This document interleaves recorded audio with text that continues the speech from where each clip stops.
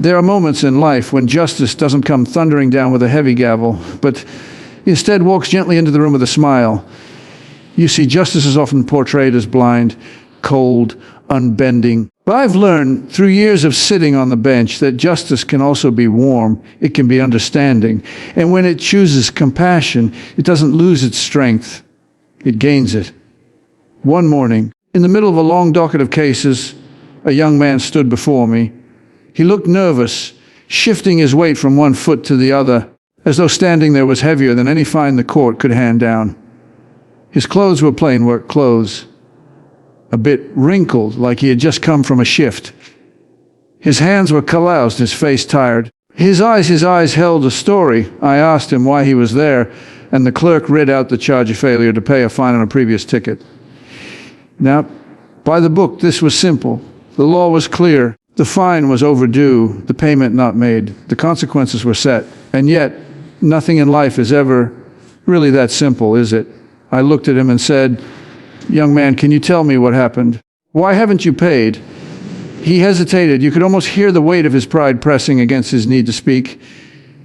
Finally, in a soft voice, he said, "Your Honor, I tried. I really tried. But I'm working two jobs, one during the day in a warehouse and another at night cleaning offices. My mom is sick.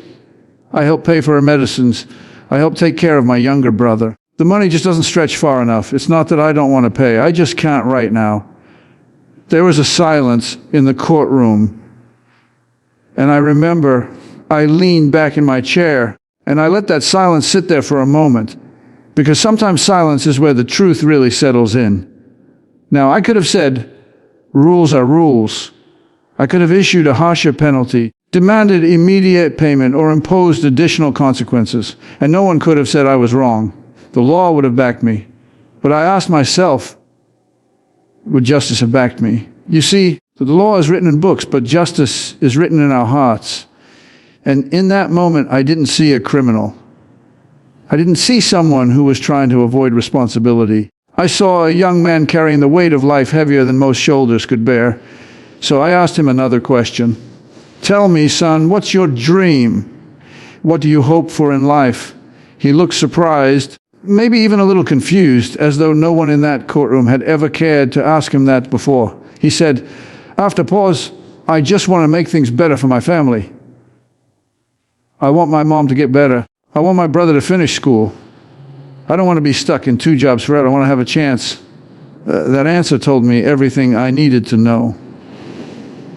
I leaned forward, looked him in the eye, and said, "The law says I could make this harder for you, but sometimes justice isn't about making life harder. Sometimes it's about recognizing effort. You're trying. You're carrying responsibilities most men twice your age struggle with. That matters." And so, instead of demanding payment he couldn't make, instead of adding another weight to his back, we found a way to ease his burden. The fine was reduced, the time extended, and in that moment, something powerful happened. The young man's shoulders lifted just a little. He breathed differently. It was as if hope had walked back into his life, and the courtroom, a place usually heavy with rules and procedures, felt lighter. It wasn't just justice being done. It was justice smiling. Now, let me pause here and reflect with you. Why does this matter? Why does a single decision in a small courtroom mean anything in the larger world? I'll tell you why. Because justice is not only about punishing mistakes, it is about guiding lives. The goal of the law is not to break people down. The goal is to build a society where people learn, grow, and have the chance to become better. If I had punished that young man without compassion, what lesson would he have walked away with? That the system doesn't care. That no matter how hard you try, you'll always be crushed under the weight of your circumstances. That justice is cold, merciless, blind in the cruelest way. But by showing compassion, by choosing to see him as a human being instead of just a case number, I hoped he walked away with a different lesson. That effort matters. That honesty matters. That society does notice when you try. That justice can have a heart. Now, don't misunderstand me. Compassion does not mean ignoring responsibility. Mercy is not a free pass to do wrong. That young man still had to pay what he owed, in a way that was fair, in a way that recognized his struggle. Kindness doesn't excuse wrongdoing, It inspires better choices. And that is the true power of justice tempered with mercy. I often think about that day. I wonder how his mother is doing. I wonder if his brother made it through school. I wonder if he found a way to chase his dream beyond those 2 jobs. And I deeply hope, that one moment of compassion gave him strength to keep going. Because the truth is, we never know how far the ripples of kindness will reach. A single act of fairness, a single smile in the face of someone's hardship can echo for years. It can change the way someone views authority. It can change the way they treat others. It can start a chain reaction of compassion that reaches further than any of us will ever see. And isn't that what justice is supposed to do? Not just correct, but inspire. Not just punish, but prevent. Not just uphold the law, but uplift the people. When I look back on my years on the bench, I don't remember the cases where I simply followed the book and issued a fine. I remember the faces. I remember the stories. I remember the moments when justice smiled, because those are the moments when the law came alive with humanity. So here is the lesson for all of us in our lives. We may not sit on a bench. We may not wear a robe.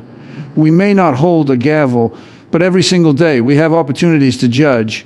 We judge people by their mistakes, by their appearances, by their words. And in those moments, we hold a kind of courtroom of our own. The question is, will we use that power to condemn or to understand? If you see someone struggling, if you encounter someone who has stumbled, remember that justice can be strong without being cruel. You can correct without crushing. You can teach without tearing down. You can hold people accountable while still holding out a hand to lift them up. And when you do that, you become part of something bigger than yourself. You become part of a society that believes in fairness with compassion, rules with mercy, justice with a heart.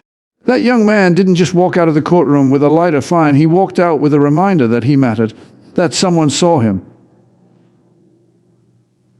that the system wasn't blind to his effort.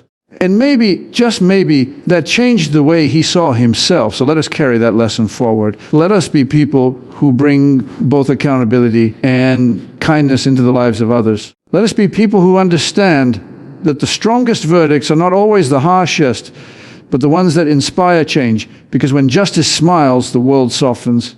When justice smiles, broken spirits mend. When justice smiles, society grows stronger, not weaker. And when justice smiles, it reminds us all that laws may govern us, but compassion defines us. That is the kind of justice worth believing in. That is the kind of justice worth practicing in courts, in homes, in communities, in every decision we make.